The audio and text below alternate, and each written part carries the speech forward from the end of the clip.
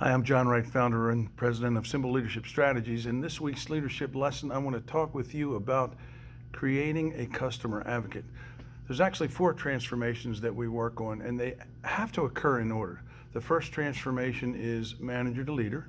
The second transformation is employee to partner. The third transformation is work group to team. And the fourth transformation is customer to advocate.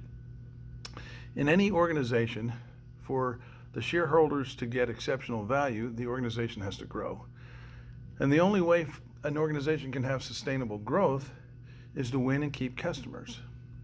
That actually takes a high-performance team. That high-performance team has to be filled with individuals that are totally engaged, and total employee engagement for people to act like they own the business and have a stake in it and actually act like owners. They have to be led and not just managed. But let's talk a minute about what it means to be a customer advocate. I've worked with a lot of organizations, and most of them really don't have a good grasp on counting customers. There's 2 kinds of customers. There's customers you win, and there's customers you keep. I've done this work for chambers of commerce, for nonprofits, for other organizations, and they're so busy bringing in a new customer or a new client in the front door, they're unaware of how many are going out the back door. And so they might think that they grew X amount of customers because this is how many net customers they have when the year is over or whatever period they're counting.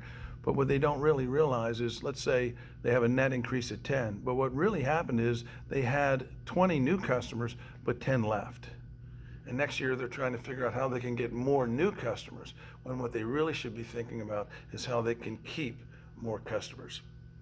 So counting customers is a pretty important strategy.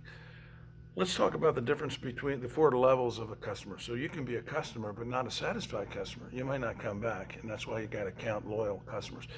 From just being a satisfied customer, then we have to find out if they're loyal. Well, that only means that they come back.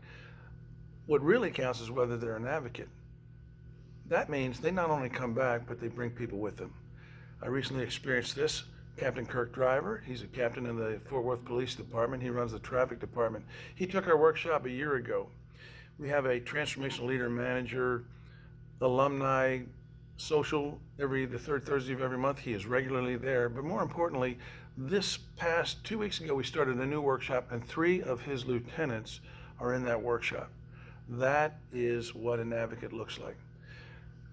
One of the greatest books I've ever read is called How to Win Customers and Keep Them for Life. And in that book, Dr. LaBeouf says, this is the greatest business secret in the world. The rewarded customer buys, multiplies, and comes back.